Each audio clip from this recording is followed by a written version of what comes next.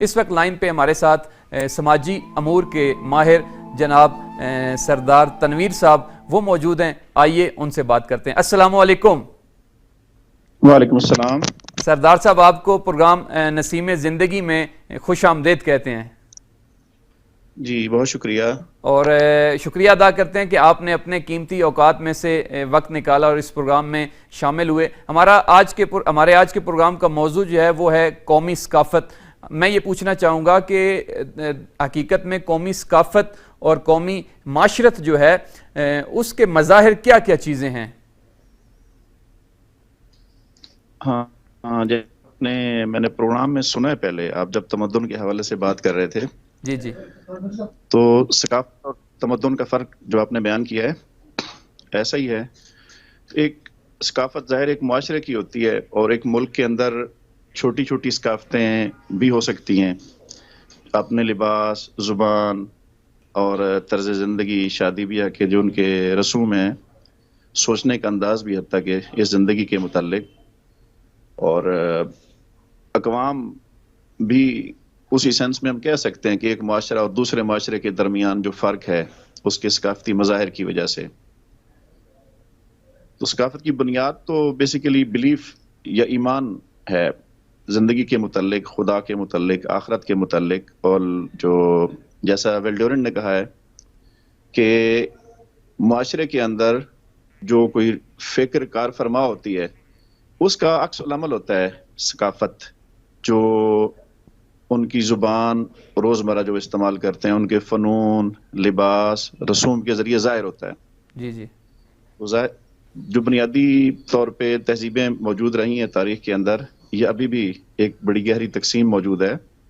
مغربی ثقافت ہے یا مشرقی ثقافت ہے، اسلامی ثقافت ہے یا غیر اسلامی ثقافت ہے. تو اس میں بظاہر تو ایلیمنٹس تو ایک ہی ہیں، یعنی ہر ثقافت جو ہے، ہر معاشرہ اس کے لوگوں کا اپنا طرز عمل ہے، ہر عنوان سے اپنا لباس ہے، اپنی زبان ہے. لیکن ان کے اندر جو چیز فرق ایجاد کرتی ہے جس سے ہمیں محسوس ہوتا ہے کہ یہ الگ الگ ثقافتیں ہیں، وہ بنیادی طور پہ اس معاشرے کے لوگوں کے قلب و روح میں راسخ شدہ جو آئیڈیالوجی ہے، یہ فکر ہے، بالخصوص اس زندگی اور آئندہ آنے والی زندگی کے متعلق. درست ہے.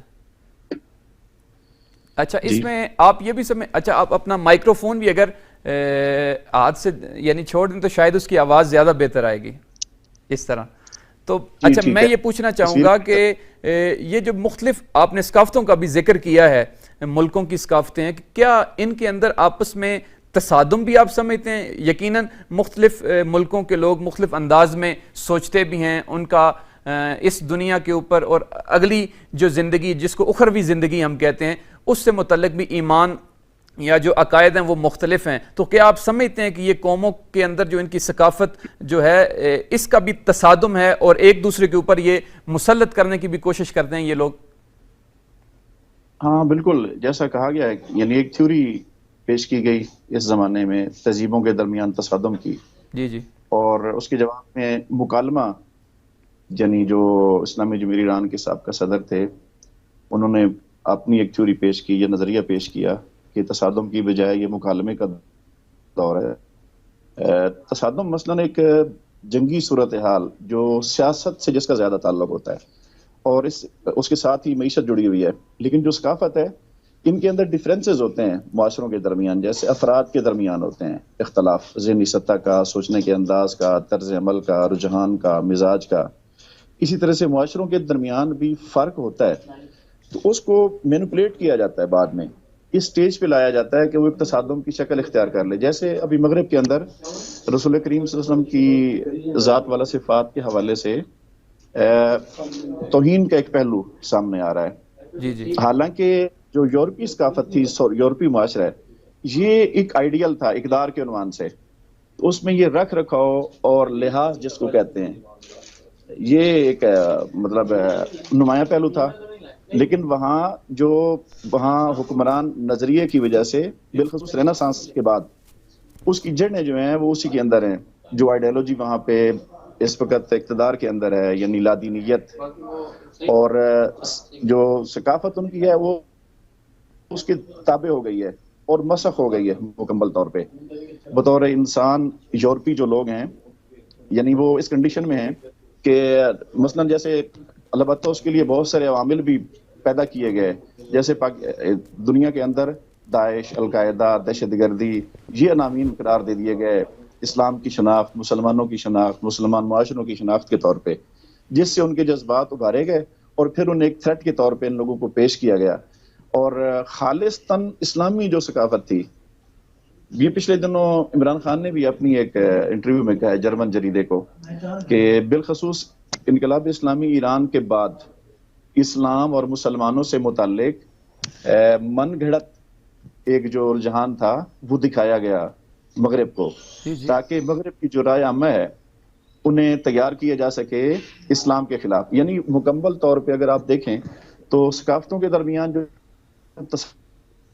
وہ اس طرح سے نہیں ہے، چونکہ ثقافت کے اندر جو چیز نمایاں ہوتی ہے وہ آرٹ ہے، فن ہے، تفریحات ہیں، تو اس کے ذریعے سے تو ممکن ہے کہ لوگ ان چیزوں کی وجہ سے آپس میں متصادم ہوں، ایک معاشرہ اور دوسرا معاشرہ. تو اس کے جو عوامل ہیں وہ سیاسی اور معاشی زیادہ ہوتے ہیں. اور ابھی چونکہ پورا جو گلوب ہے، آپ نے جیسے شروع میں فرمایا نا کہ قوم کی ثقافت، یعنی گاؤں کی، شہر کی، کی ایک قوم کی اور دوسری قوم کی، تو ابھی تو عالمگیریت کا دور ہے اور پورا جو گلوب ہے تقریباً ایک طرح سے بہت سارے ٹرینڈز ایسے ہیں ثقافتی حوالے سے جو پورے گلوب کے اوپر ایک جیسے ہیں. جیسے ہم اسکائپ پہ بات کر رہے ہیں تو یہ ایک الگ رجحان ہے جو پہلے بالکل نہیں تھا، یعنی مخصوص تھا مغربی معاشرے کے ساتھ، اور اب اس کے اپنے اثرات ہیں. لیکن یہ سارے کے سارے جو عوامل ہیں ان کے ذریعے سے ثقافتی کے حوالے سے دیکھا جائے، صرف ثقافتی، خالصتاً ثقافتی عنوان سے، تو وہ قربت کا باعث ہو سکتا ہے اختلافات کے باوجود، ثقافتی اختلافات کے باوجود. لیکن سیاست اور معیشت جن لوگوں کے ہاتھ میں ہوتی ہے وہ اس ڈگر پہ اس کو لے آتے ہیں اور اس کو یعنی جنگ اور ڈپلومیسی اور بزنس کی طرح ایک ٹول کے طور پہ استعمال کر سکتے ہیں، جس کے نتائج ایسے برآمد ہو سکتے ہیں کہ دنیا کو، حتیٰ خود مختلف معاشروں کو بھی یہ محسوس ہو کہ ہم آپس میں متصادم ہیں. مثلا ایک دوسرا پہلو بھی ہے میرے ذہن میں، اسلام جو ہے وہ دعوت کا دین ہے، دعوت پہنچانے والا. تو اب جن معاشروں کے اندر مقتدر قوتوں کو یہ خطرہ ہے کہ اسلامی ثقافت اتنی زیادہ جاذب ہے اور اللہ تعالیٰ کا جو تصور ہے معبود کا اور آخرت کا اور اس کے جو اثرات ہوتے ہیں انسان کی زندگی پہ، وہ قانون اور باقی ضابطوں کے ذریعے سے مرتب نہیں کیے جا سکتے، نہ وہ صورتحال پیدا کی جا سکتی ہے انسان جتنا خلیق اور ایک اچھا انسان بن جاتا ہے، بلکہ مکمل انسان بن جاتا ہے، بلکہ صحیح انسان. اس میں میں آپ کی بات میں اضافہ کروں کہ آپ نے اسکائپ کے حوالے سے بھی مثال دی، یعنی ٹیکنالوجی کی وجہ سے بھی چیزیں بہت اپ ڈیٹ ہو رہی ہیں، اور بلکہ یہ خود میڈیا کی اور ٹیکنالوجی کی ایک ثقافت بن چکی ہے اس وقت، جبکہ بہت سے لوگ انہی چیزوں کو دیکھ کے شاید مغربی دنیا سے بھی متاثر ہو جاتے ہیں، ممکن چونکہ وہ ٹیکنالوجی میں آگے ہیں کچھ، تو اس وجہ سے شاید لوگ متاثر ہوتے ہوں. لیکن میں یہ سمجھتا ہوں کہ آج کی دنیا یا آج کا اسلام جو ہے وہ دور سے سیٹلائٹ سے پیغام وصول کرنے میں تو مصروف ہے، لیکن وہ اپنے قریب ہی جو بیٹھا ہوا ایک فقیر ہے،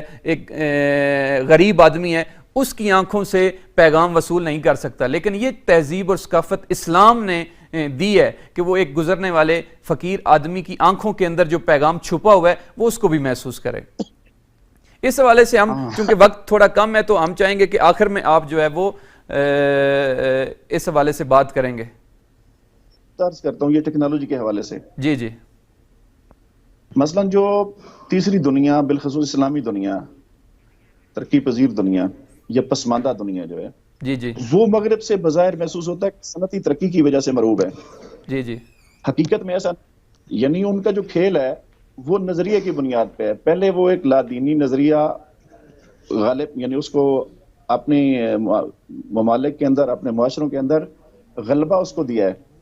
اس کے ہاتھ میں اقتدار، لادینیت، سیکولرزم جس کو آپ کہیں، اور جو باقی معاشرے ہیں وہ مرعوب بے شک ان کی صنعتی ترقی کی وجہ سے ہوئے، جس کو ہم ٹیکنالوجی کہہ رہے ہیں. اس اثر سب سے زیادہ دنیا کی ثقافتوں پہ عمرانی علوم کے ذریعے سے ہوا ہے، جو معاشرے کی تشکیل کرتے ہیں، اس کی تحدید کرتے ہیں، اس کو نئی شکل دیتے ہیں. یونیورسٹیوں کے اندر یعنی ان کی صنعتی ترقی سے بظاہر مرعوب ہونے کے بعد ہم نے کیا کیا، جو ترقی پذیر ممالک ہیں یا اسلامی ممالک ہیں، کہ جو ان کے عمرانی علوم تھے جو براہ راست معاشرے اور ثقافت کو نئی شکل دیتے ہیں ایک وقت کے بعد، ایک مخصوص وقت.